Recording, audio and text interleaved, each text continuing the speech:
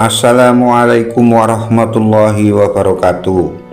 Di kabupaten ada sebuah bangunan yang sangat kuno dan bangunan tersebut masih ada keterkaitannya dengan sejarah kerajaan Majapahit. Tempat bangunan tersebut terletak di Dukuh Rendole, Desa Mukti Harjo, Kecamatan Pati. Bangunan kuno tersebut terbuat dari bahan kayu yang sudah berumur ratusan tahun. Pada kayu yang disebut gerbang Majapahit atau warga menyebut Gapura Majapahit terdapat ukiran pewayangan dan kisah kerajaan Majapahit. Dan saat ini bangunan tersebut diakui sebagai cagar budaya. Menurut juru kunci tempat tersebut, di balik ukiran gerbang Majapahit terdapat cerita dan sejarah yang terjadi pada tahun 1479. Saat itu Sunan Muria memiliki seorang istri yang bernama Dewi Hapsari. Dari hasil perkawinannya tersebut beliau dikaruniai seorang anak laki-laki yang bernama Raden Bambang Kebo Nyabrang. Namun setelah melahirkan Raden Bambang Kebo Nyabrang, Dewi Hapsari meninggal dunia dan Raden Bambang Kebo Nyabrang diasuh dan dibesarkan oleh kakeknya hingga dewasa. Gerbang Majapahit dikenal dengan nama atau sebutan Bajang Ratu. Nah, pada tahun 1974 keadaan kota pasti masih hutan belantara. Setelah Dewi menikah dengan Sunan Muria, maka Dewi Hapsari pun hamil. Dalam keadaan hamil tersebutlah Sunan Muria pergi atau pulang ke Gunung Muria. Jadi Raden Bambang Kebo Nyabrang tidak mengetahui wajah ayahnya, maka oleh kakeknya Raden Bambang Kebo Nyabrang diperintah untuk menemui ayahnya di Gunung Muria, yang tak lain dan tak bukan beliau adalah Sunan Muria. Setelah dewasa, Raden Bambang Kebo Nyabrang datang ke Gunung Muria untuk mencari ayahnya. Selanjutnya Raden Bambang pun bertemu dengan Sunan Muria. Setelah bertemu dengan Sunan Muria, Raden Bambang mengatakan bahwa dirinya adalah putranya dan ibunya bernama Dewi Hapsari.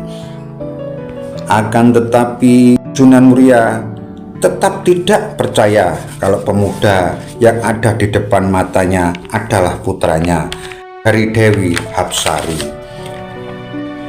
Dan akhirnya Sunan Muria menguji pemuda tersebut dengan mengatakan bahwa kalau kamu memang putraku, aku meminta sesuatu kepadamu sebagai tanda kebenaran bahwa kamu memang putraku. Wahai bocah bagus, kata Sunan Muria, bawakan aku kemari pintu gerbang Majapahit yang bernama Bajang Ratu dari bekas kerajaan Majapahit, dan kamu harus mengambilnya dalam waktu 1 hari. Dan pintu itu harus sudah sampai di Gunung Muria. Begitu mendengar permintaan ayahnya, maka Raden Bambang Kebo Nyabrang langsung berangkat dan meminta izin untuk berangkat mengambil pintu gerbang tersebut. Sedangkan di sisi lain ada salah seorang murid Sunan Ngerang yang menginginkan pintu gerbang Majapahit sebagai syarat perkawinan. Orang tersebut bernama Ronggo. Roro Pujiati mau diperistri oleh Ronggo dengan syarat apabila Ronggo bisa membawa pintu gerbang Majapahit yang berada di Trowulan, Mojokerto ke Pondok Sunan Ngerang dalam waktu 1 hari, maka Roro Pujiati akan menerima lamarannya. Raden Ronggo, murid Sunan Ngerang tersebut, setelah mendengar persyaratan yang diminta oleh Roro Pujiati, maka Raden Ronggo bergegas berangkat ke Majapahit yang berada di Trowulan tersebut. Setelah sampai di Majapahit, rupanya Raden Ronggo terlambat dan pintu tersebut sudah diambil oleh Bambang Kebonyabrang untuk dibawa ke Gunung Muria. Dan dari informasi yang didapat bahwa Raden Bambang membawa pintu tersebut ke arah barat, dan Raden Ronggo pun mengejar Raden Bambang sampai di barat kota Pati. Dan akhirnya keduanya bertemu di daerah Pati dan sekarang dikenal dengan Dukuh Rendole, Desa Muktiharjo. Nah, disinilah mereka bertemu dan bertarung habis-habisan. Mereka berdua sama-sama sakti. Raden Bambang putra seorang wali dengan didikan kakeknya yang sakti, sedangkan Raden Ronggo murid Sunan Ngerang yang sangat terkenal kesaktiannya. Mereka bertarung dengan memperebutkan pintu gerbang dengan kepentingan yang berbeda. Jurus-jurus yang mereka berdua gunakan mengandung tenaga dalam yang sangat tinggi, dan pertarungan di pintu gerbang Majapahit antara Raden Ronggo dan Raden Bambang menurut cerita warga setempat terjadi selama 30 hari 30 malam. Tetapi di antara mereka berdua tidak ada yang kalah. Pada akhirnya Sunan Muria pun datang dan melerai perkelahian mereka berdua, dan pertarungan pun berhenti.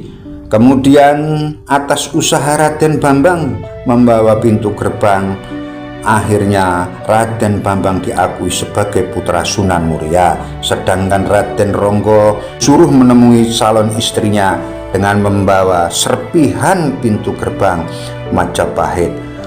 Dan selanjutnya Raden Ronggo diterima lamarannya dan menikah dengan Dewi Roro Pujiati. Sedangkan Raden Bambang Kebonyabrang meninggal dunia sesampainya di Gunung Muria.